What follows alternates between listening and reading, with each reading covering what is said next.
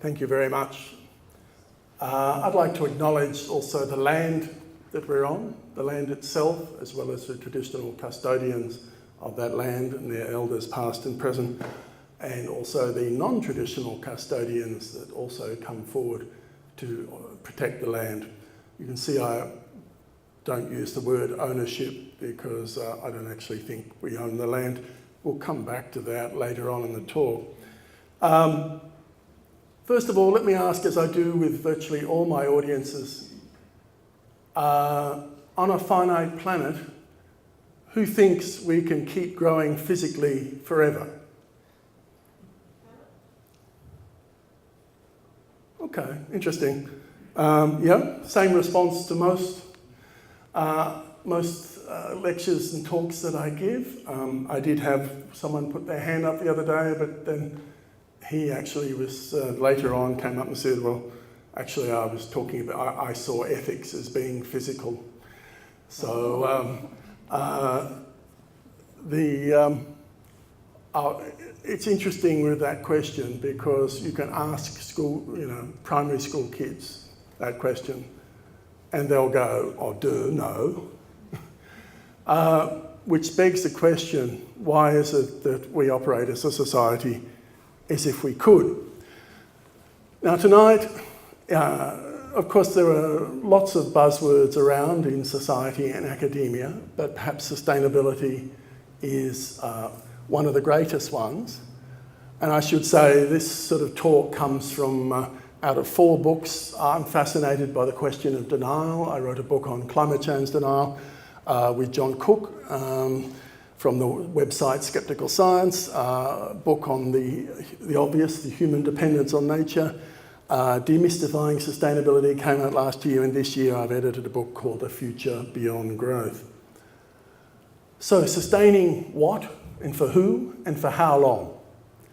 And we speak glibly of sustainability. I gave a talk at UWS recently, and one of the professors there came up and said, well, he worked in sustainable health, and basically that means whatever you want it to mean was his point. So over 300 definitions, probably a lot more now. So it has been buried somewhat under jargon, and you could even say waffle, over 27 years since Our Common Future came out. Now some say, well, it's become such a buzzword that means all things to all people that it's become meaningless. Now what I'd like to argue tonight, that rather than jettison the term, it's time to demystify it, confront reality, accept the predicament that humanity faces, and actually move along to the key solutions, which we shall see. In fact, we can still turn the environmental crisis around and move to a sustainable future. It gets harder as each year goes by that we don't, but it's not as if the solutions are there if we actually confront reality and stop denying we have a problem. So I'm one of the few people who talks about the old sustainability. You'll get people who talk endlessly about Our Common Future, that I'll move on to, or the Brundtland report that came out in 1987. I'll move on to that in a second. But I don't actually think that's what people in general society are talking about when they're talking about sustainability. I think that goes back thousands of years into our history, into what I call the old sustainability, which actually comes from the law, and the law, L-O-R-E, of traditional societies, indigenous societies, but also from the fact that every child I've ever talked to has a sense of wonder at the natural world that is there and gets buried a bit when we go through puberty. So when we're talking about the old sustainability, we're talking about words such as caring, harmony, balance, custodianship, enchantment, respect, empathy, listening, wisdom, celebration of life, and even that 4-letter word, love. That love of the land that is inherent in all societies. Now, there's Our Common Future that came out from the World Commission on Environment and Development, chaired by Gro Harlem Brundtland, the former Prime Minister of Norway. Now, the definition of sustainable development there was development that meets the needs of the present without compromising the ability of future generations to meet their own needs. And as I said, there's hundreds of other definitions. But what does that really mean, that definition? Because some argue that it is a weak definition, open to interpretation, and some argue, well, that's actually a strength because it's flexible and it allows a variety of action under the umbrella of sustainable development. Now, others point out that being poorly defined allows sustainability to be co-opted to become meaningless or to mean whatever the person who's using it actually wants it to mean. Now, Jim MacNeill was actually the Secretary General for the World Commission of Environment and Development, and he was a lead author of Our Common Future. So his comment some years later, or 2006, I also never thought that the concept of sustainable development could and would be interpreted in so many different ways. Many of them, of course, are totally self-serving. I no longer shock easily, but to this day I remain stunned at what some governments and their legislation and some industries and their policies claim to be sustainable development. Only in a Humpty Dumpty world of Orwellian doublespeak could the concept be read in the way some suggest. So he actually, we swapped a few emails. I think he's passed away now, but a few years back, and he said we thought it was obvious what sustainability meant, and we defined it in different ways, but that was the one that stuck. And of course, it is very broad in its interpretation. So let's take a step back. What do we really mean by sustainability?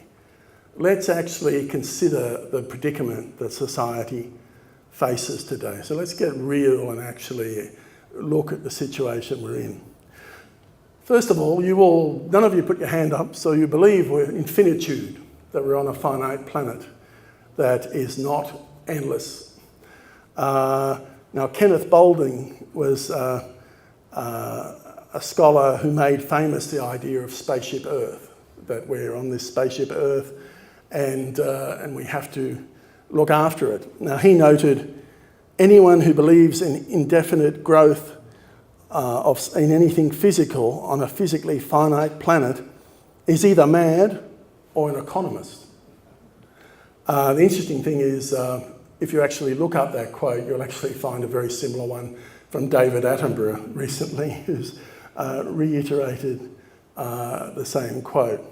So, if it's obvious we're on a finite planet, can we grow physically forever? Well, nothing in nature grows forever, except entropy, if you want to be a pedantic physicist. But now going back to 1972, the limits to growth came out, and basically they modelled, if we kept going on the way that we were going into the future, what would happen in terms of population, pollution, etc., etc. It was a fairly simple model, and it predicted by the middle of this century we would be in a collapse situation in terms of population and impact on the environment, with the declining natural processes that supported society. Now, of course, at the time, they were bitterly attacked, particularly by neoclassical economists, as doom and gloom. The interesting thing is that there's been 30 years or more of tracking since then, and even though it was a fairly basic, simple model, in fact, that 30 years of tracking that model by people such as Graham Turner, formerly of CSIRO, now of Melbourne University, have basically pointed out that, in fact, for 30 years, reality was very close to what the model predicted. So, can we physically grow forever? Well, as you have, and as children say, well, no, that's not going to happen. But then, do we actually accept that reality? So, reality or delusion? It's a critical issue here about what we really mean about sustainability. Now, people often like to say, oh, it's just semantics, as if that was some way of forgetting about something. Well, what do you mean? Semantics is about meaning. So what is it you really mean by the term? Now, we can't afford to dither on this or descend into vague generalities. But in fact, society has done this for almost 30 years since Our Common Future came out. Now, Herman Daly, the father of the idea of a steady state economy, has pointed out sustainability is in danger of becoming an empty shibboleth, an empty puppet. So if we're considering a truly sustainable future, do we believe that the human population can keep growing forever? Do we believe our use of resources can keep growing forever? Do we believe we can keep destroying ecosystems for human needs forever? Now, if we don't believe this, then can sustainability be equated with development in the sense of growth in a physical sense? If we do believe this, then are we living a delusion? And historically, I would argue that society, in fact, has followed the path of denial and delusion, and sadly, since Our Common Future came out. And I remember when it did came out, and everyone was really happy and impressed that we had a book that was basically saying we have to come to grips with our problems, but we shall find out that it was also based on the idea that we would keep growing. Now, teleology is an idea that was more important to people in the past. We don't seem to talk about it. The study of purpose. Our problems are real, so why is society doing what it's doing and not addressing those problems? So we seem to have forgotten about teleology. So let's look what drives our current unsustainability, because we have gone backwards since 1987 when Our Common Future came out. Thomas Berry was a theologian who passed away some years ago. He talks about a key failure in environmental ethics. We can break the mountains apart, we can drain the rivers and flood the valleys, we can pollute the air with acids, the rivers with sewage, the seas with oil, all this in a kind of intoxication with our power for devastation. And why? To increase the volume and speed with which we move natural resources through the consumer economy to the junk pile of the waste heap. Our managerial skills are measured by our ability to accelerate this process.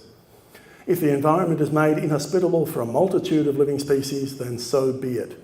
But our supposed progress towards an ever-improving human situation is bringing us to a waste world instead of a wonder world. Now, there's a book called For the Common Good, written by economist Herman Daly and a philosopher John Cobb.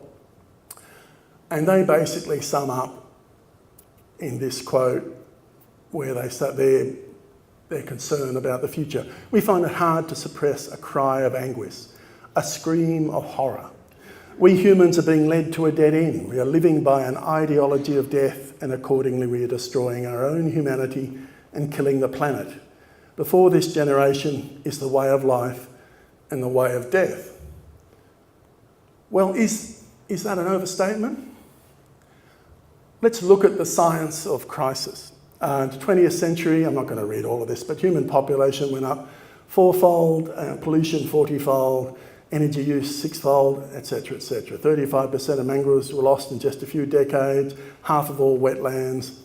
Now, extinction's at least 1,000-fold above normal levels. So we've transgressed 3 planetary boundaries, as they have been called.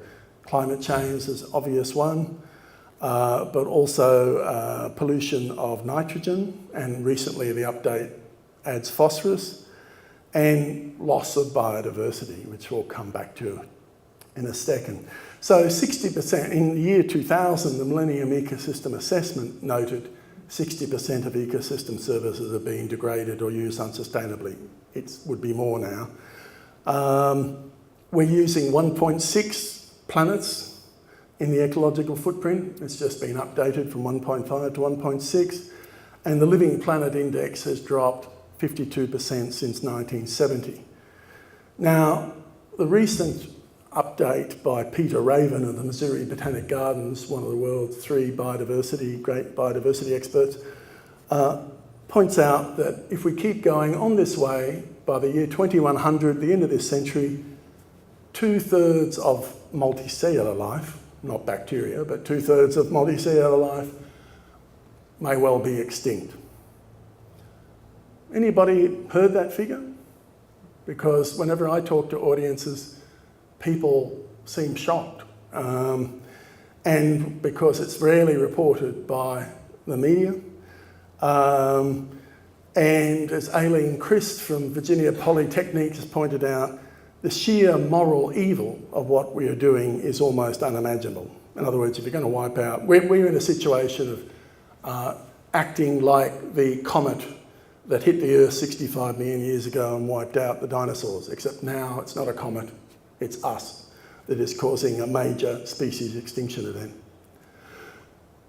Now, I argue, maybe a little bit tongue-in-cheek, that we have a habit of believing in 7 stupid things.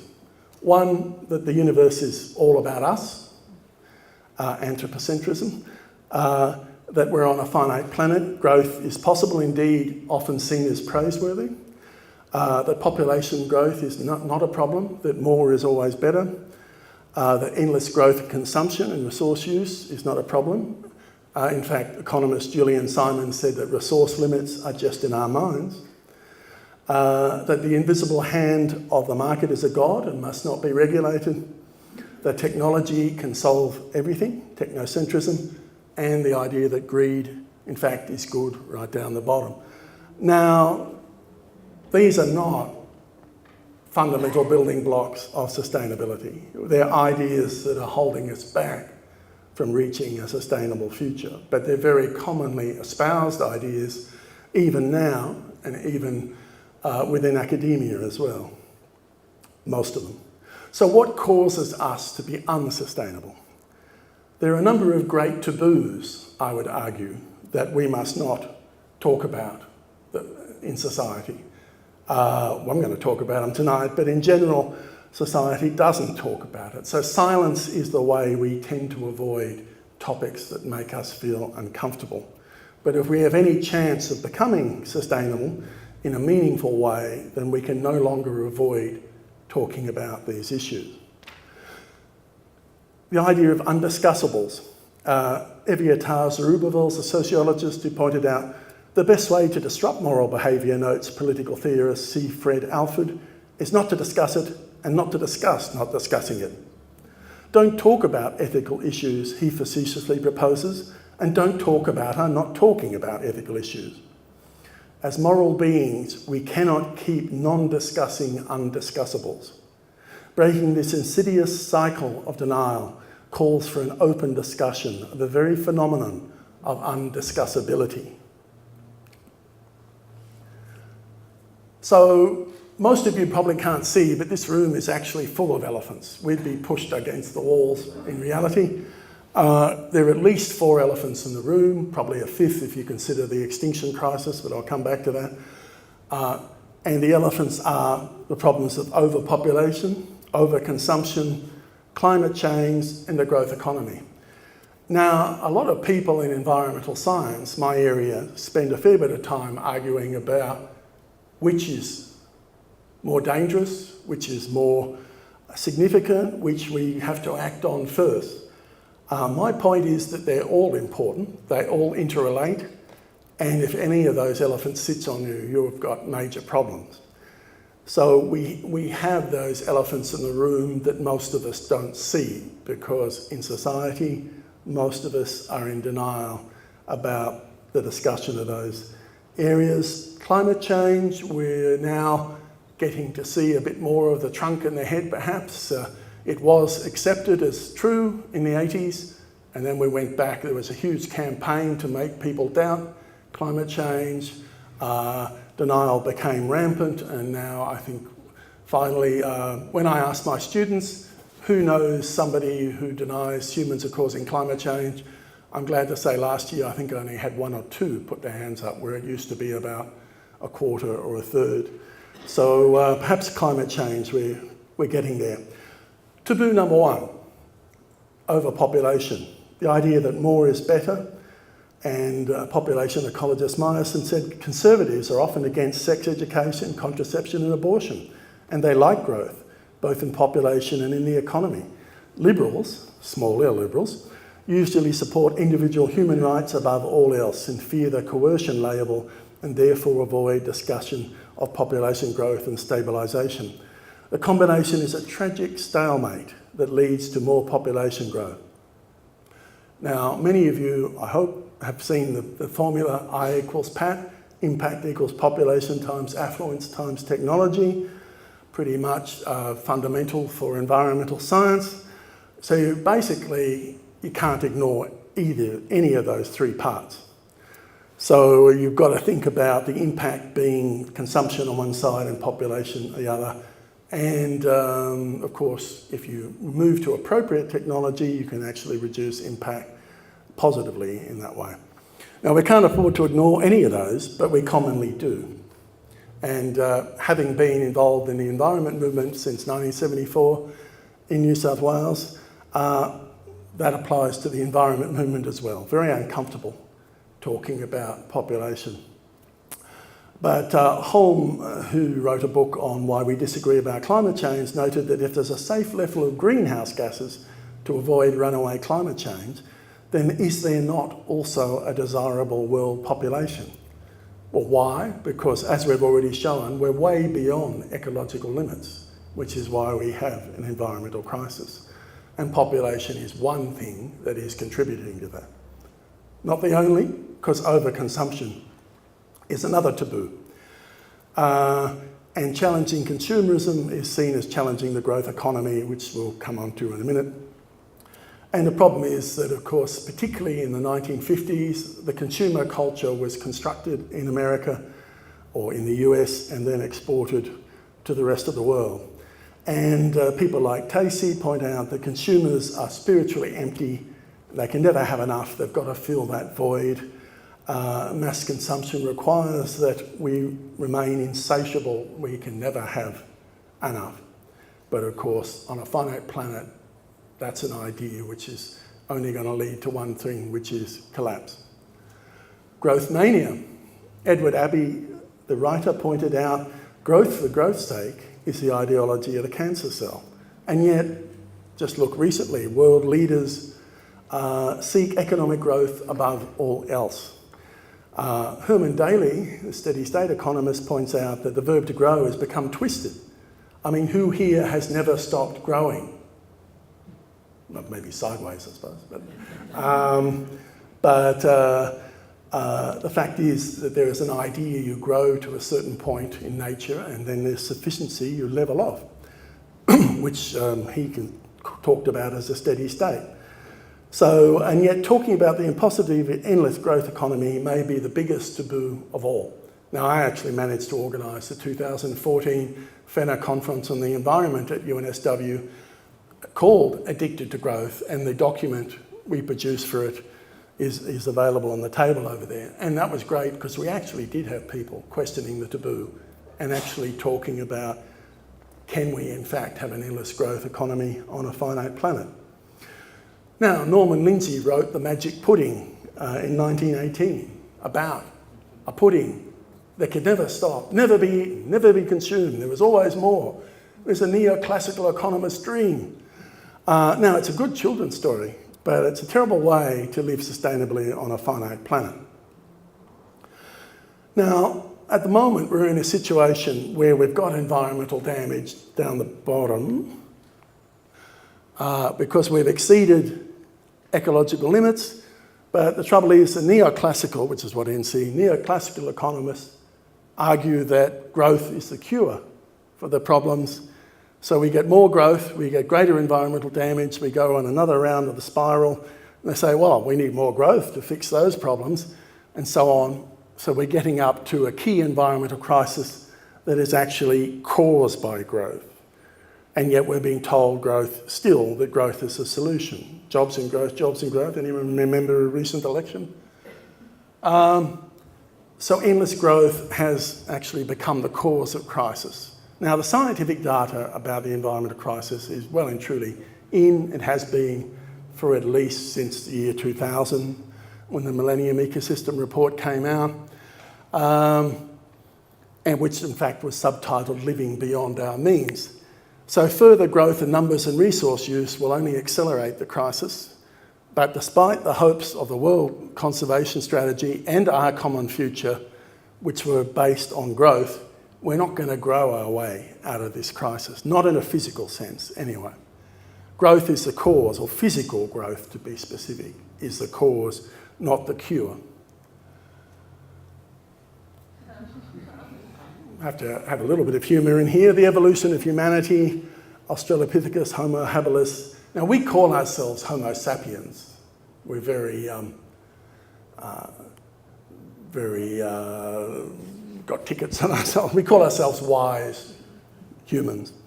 But it could be argued that at least half of us are Homo denialensis, because we're so good at denying problems we don't want to see, like the elephant in the room. In fact, as I said, there's probably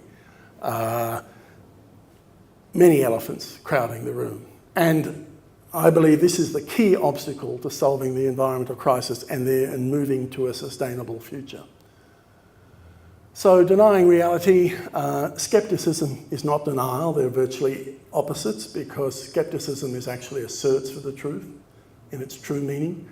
So whereas denial is running away from a truth you don't want to believe in, there's a long history in denial. We denied the problem of destroying all our wilderness, denial of DDT. In fact, people still arguing, some of them even come out and today and say that DDT was wonderful. Acid rain.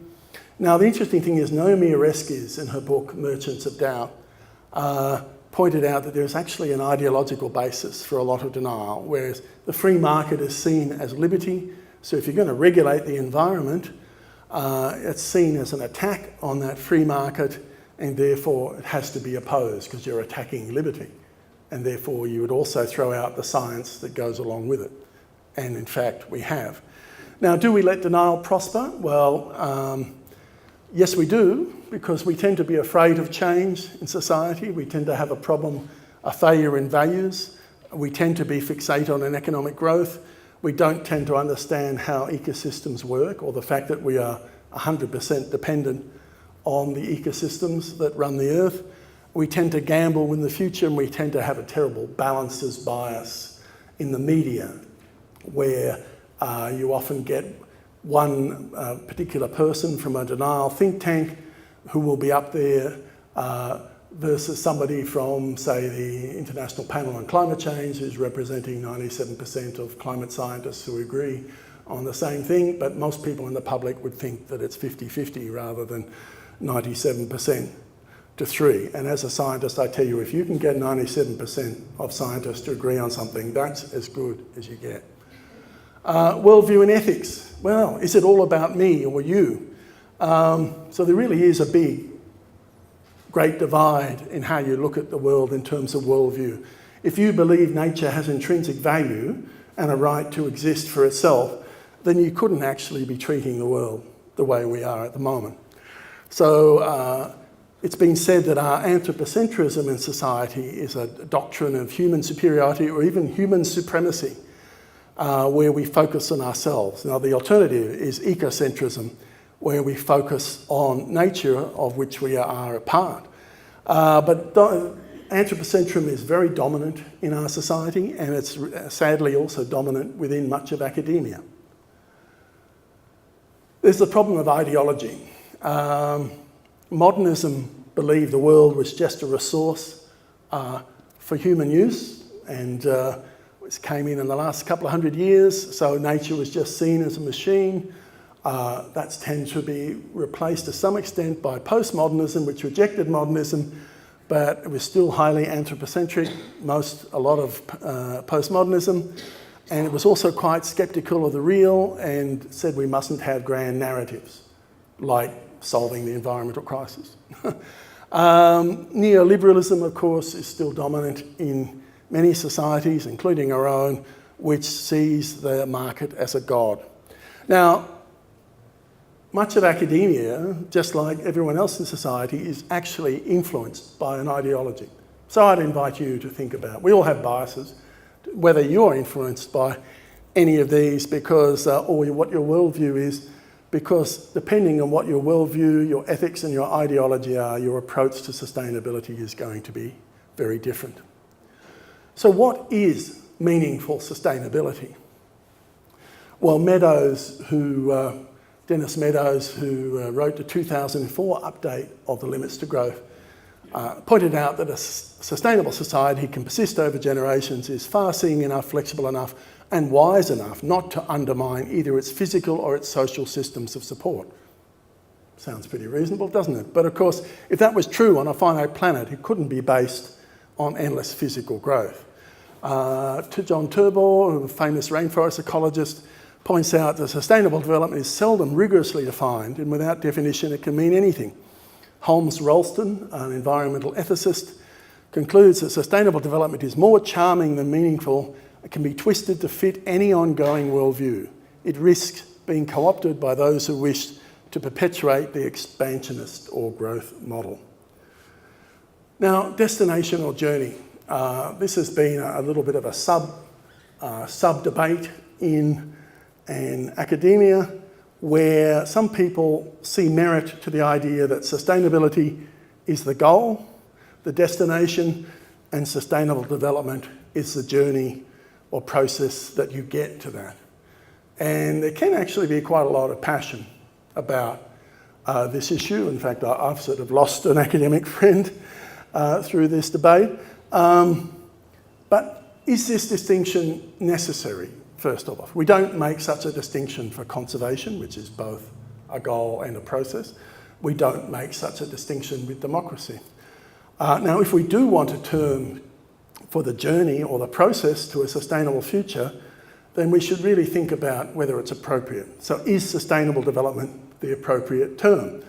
Well, Dutchen and Lange pointed out that realistically, when Our Common Future came out, that the economic and environmental objectives of the Brundtland Report, which is Our Common Future, cannot be achieved simultaneously. In other words, you cannot protect the environment, and we've lost a line down the bottom, if you're going to keep growing numbers and resource use forever.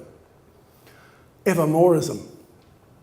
Now, many scholars talk about growthism or evermoreism. Stephen Boyden from ANU was one of them, and point out that it's actually the root cause of the environmental crisis and being unsustainable.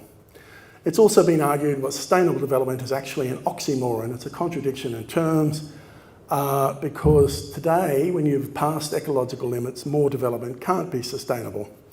Now, Michael Soule, really the father of conservation ecology, pointed out that sustainable development as a term hasn't really helped in nature conservation since it's come out. Because if you're going to focus on sustainable development, the focus is on development. If you talk about sustainability, then the focus is on being sustainable, whether that involves development or not. So what does development mean? Because there are different views, there's different definitions. Our Common Future, it was pretty clear, it meant growth. It wanted a 5% growth rate in GDP to fund the movement to a sustainable future. Others define development differently. Now, Herman Daly, someone I admire hugely, argued that development was qualitative in sustainable development, not quantitative. So in other words, he's saying we can keep developing qualitative aspects in our society, not quantitative, forever. He does point out that sustainable growth in population resource use is, of course, an oxymoron. Now, the problem is, for me, is that the dominant meaning in our society is not that of Herman Daly's idea of it being qualitative. We talk about a developer, they're doing what? They're doing up the top. A developer is going out and building WestConnects or knocking down trees. And so if that's your most common meaning, we don't talk about developers writing poetry or music commonly. It's not what the term has come to mean. So is sustainable development a code for sustainable growth? Really important if we're going to be serious about what sustainability means, and yet surprisingly a question rarely asked. Now Giddens has noted that, well, semantically, in terms of meaning, sustainability implies continuity and stability. Development requires dynamism and change. Gowdy notes that many well-meaning efforts in sustainability have gone off track by trying to reconcile sustainability with a dominant idea of growth and accumulation. Eliot summarises the changing perceptions of development over time, and they're all growth-focused. Again, moving on, the history of discourse on development shows a continuous support for economic growth being the key to development. 5% economic growth in our common future. The Tokyo Declaration, principle number 1, was to revive growth. The Rio Declaration, some years later, was to promote economic growth and sustainable development. 20 years later, the common vision of the Rio +20 summit was to promote inclusive and equitable, but still economic growth. Again, UNEP's green economy, while it's low carbon and low material use, it still promoted itself as a new engine of growth. The OECD's towards green growth was to devise new ways to ensure that growth and progress are assured. The circular economy has been much discussed lately, but it also sees itself as an engine of growth, and it doesn't actually discuss overpopulation and overconsumption either. So all these major international organisations, when they talk about sustainable development, they're embedding the idea that sustainable development and economic development must go hand in hand. I'm talking about this a fair bit because it's actually really important if we're going to get serious about what sustainability means. The key textbooks on sustainable development also tend to support one. I don't know whether mine's a key textbook, but mine doesn't, but they tend to support endless growth. Now, most of you have probably heard of Cradle to Cradle, the book by Braungart and McDonough. It argued for good growth. Another book on Thrivability by Edwards supported a green but a growth economy. Another one talked about sustained economic growth. Another one for responsible economic growth. Well, what is that?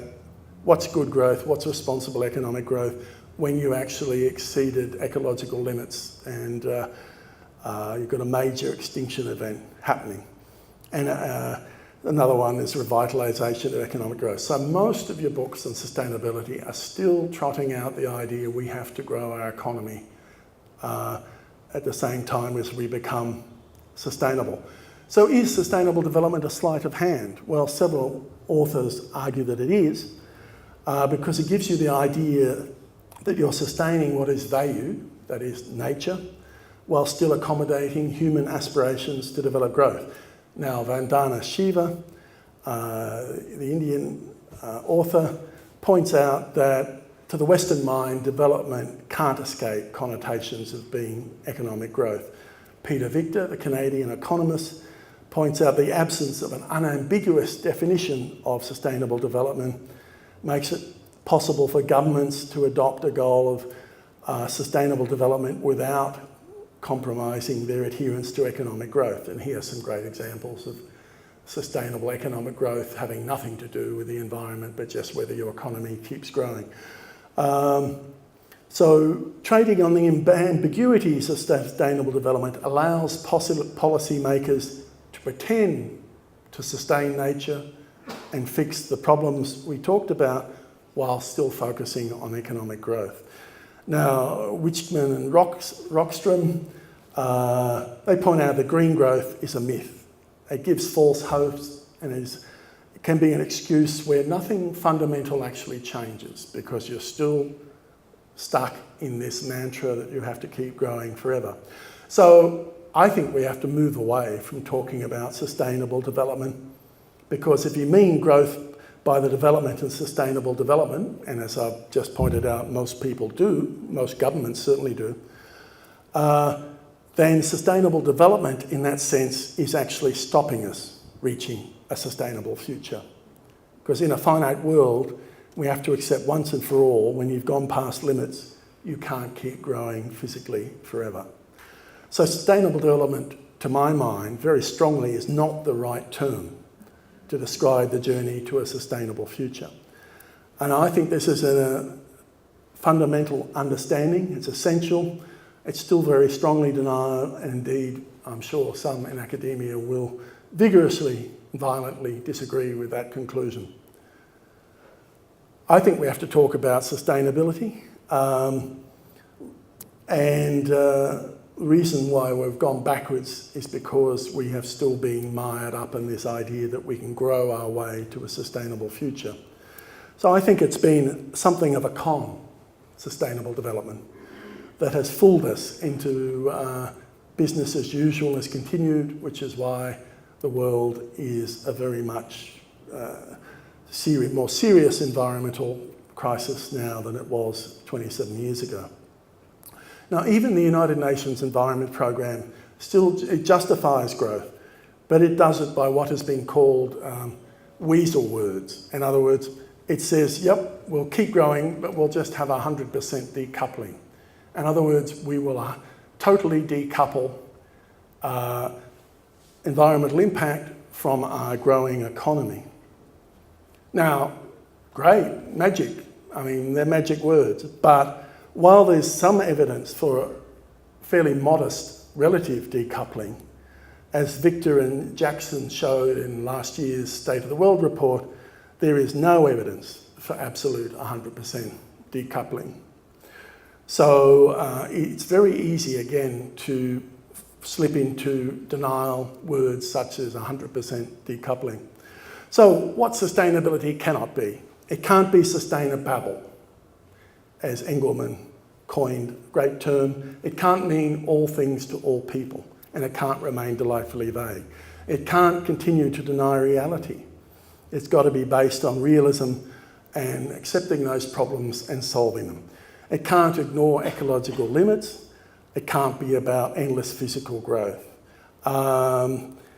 And it can't be about a weak sustainability, which is still promoted even today by many neoclassical economists, which suggests we can substitute money or built environment, built capital for ecosystem services, because that basically breaks ecological reality, which is why we're having ecosystems collapsing around the world. It can't be ethics-free. It cannot be based on an anthropocentric human supremacy approach if we actually want to reach a sustainable future. So what sustainability should be? Well, first and foremost, it's got to be about solving the environmental crisis and the entwined social and economic crises that go with it. I'd agree with most authors that you have to look at the three together because they're very strongly interrelated. Mind you, in the literature, most of the talk has been about social or economic side and not about the environmental crisis we face. It's got to be based on realism, based on mainstream environmental scientists, and I believe it's got to be based on a recognition that our economy is fundamentally broken in its nature, being endless growth. Our society has many problems, so it's broken or breaking, as the book The Spirit Level has shown, and that the ecosystems that support our society are in the process of breaking. If you're talking about 2/3 of life going extinct by the end of this century, you can't maintain ecosystems with that level of extinction. Now, Thomas Berry argued that we should have a great work of repairing the earth, and that this is the dream, if you like, that we can move into a future. So there is a framework of solutions. I'm not going to go into them in a huge amount of detail, though I do have a section in the back that looks at 9 solution frameworks. So we've got to accept reality and roll back denial. We need to really consider our worldview and our ethics and abandon the dream that we're going to be masters of nature. The scale of the issues we need to change are huge, but they're not hopeless, and people do need hope. We can move past growthism. I was at a conference recently on the new economy where people were talking a lot about the sharing economy. We were also talking about questioning the growth economy and looking for alternatives such as the steady state economy. And again, my grandparents were based on, they believed in thriftiness. And it was really in the 1950s that we were all retrained to consume without end. So we can, in fact, deliberately try to deconstruct the consumer society and move to a conserver society. Now, we could also stabilise population, not through euthanasia or killing people, but through family planning, non-coercive, humane strategies. And the book I've got over there, A Future Beyond Growth, I've actually republished and updated the chapter by Robert Engelman from the World Watch Institute that details 9 strategies, the key of which is educate young women all around the world. If you do that, they choose to have children later and have less children. So an ecologically sustainable biosphere has to be focused. And of course, political will for change. It's very common in Australia, I know recent elections, whoever you vote for, a politician gets elected. Well, that's not good enough. That means that if you're going to say, I'm not going to be involved in politics, then in fact, you are basically abrogating your role to try and change things for the better. Because we have to actually stand up and be counted and be involved in activism for change to a sustainable future. So solutions exist, but there is a tendency to pluralism in academia which says, hey, your idea is right, my idea is right, we're all right. Pluralism. Well, we can't all be right. You have to actually prioritise your solutions to what needs to be acted on. So we need to tackle overpopulation. We need to redesign the consumer culture. We need to actually find a way around being stuck in an endless growth economy. And the steady state economy is the idea that came out in the 70s from Herman Daly. It basically says you can still grow your economy, but not due to increasing population or increasing resource use. So if you do it by being smarter, more creative, sure, you can grow your economy, but not due to an endless growth in numbers of people and use of resources. Now, also, many people are already espousing the ecocentric approach. They're questioning the ethics of neoliberalism and what we're doing in capitalism. The Australian Earth Law Alliance was formed a few years ago. They're talking about the rights of nature and earth ethics. Deep Ecology has been doing it for many decades as well. So they can, and we have the Faith Ecology Network here in Sydney that is doing a similar thing. So all of those can be ramped up hugely. So magnitude of the task, huge. Reaching a sustainable future, seemingly overwhelming, which is many people tend to give up, and it becomes a self-fulfilling prophecy.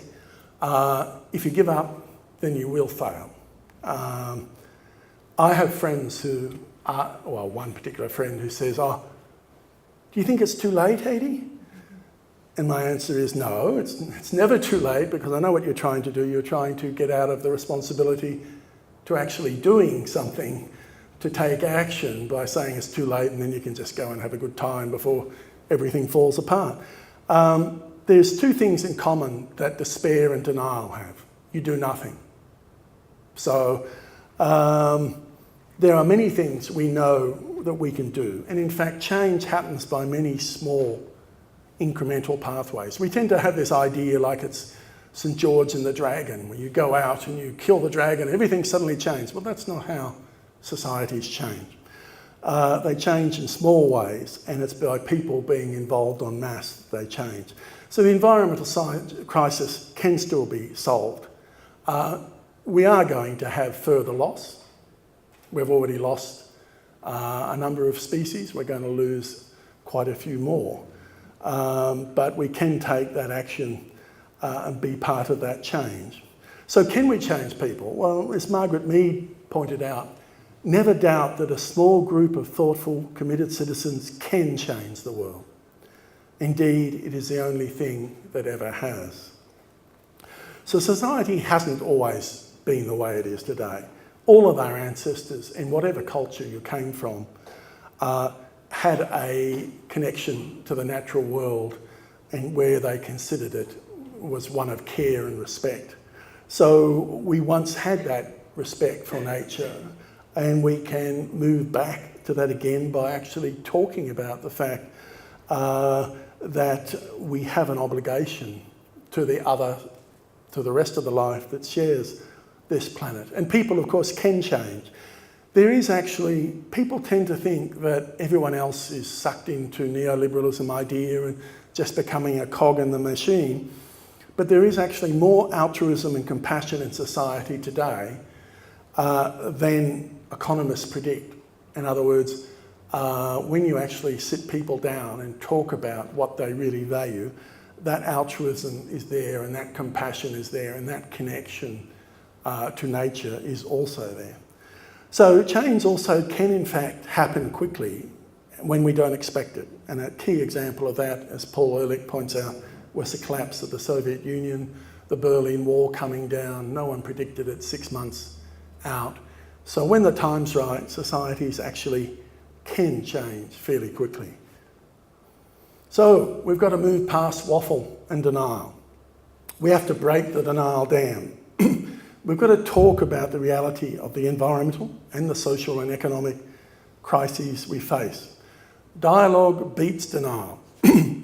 I originally had dialogue trumps denial, but given what's happening in the US at the moment, I thought I'd better change that. Then talk about, see, with my students, I find it hard because people talk about, oh, you don't want to be doom and gloom, you don't want to be too pessimistic. See, I'm a realist. I think we have to be a realist about the problems we face. Then you talk about the real and exciting solutions we can all be part of to move to a sustainable future. Now, part of that is avoiding pitfalls such as 100% decoupling and the soft and easy approaches that you can just green things a little bit around the edges and that will solve things, when in fact we have much more fundamental problems we need to tackle. So we can all be part of those small changes to a sustainable future. If we abandon denial and despair, you do nothing with both cases, because I don't think it is ever too late. You know, there may be tipping points we're close to, we could have passed them. That's beside the point. All action is useful and will move us towards a more sustainable future than we would have had if we stay in denial of our problems. So I'm going to finish just on a couple of quotes. One's by Joanna Macy, the deep ecologist. She says, just be present. When you're worrying about whether you're hopeful or hopeless or pessimistic or optimistic, who cares? The main thing is that you're showing up, that you're here, that you're finding ever more capacity to love this world, because it will not be healed without that. And Lester Brown from the Earth Policy Institute also points out that saving our civilization is not a spectator sport. It's something we can all be part of. Thank you.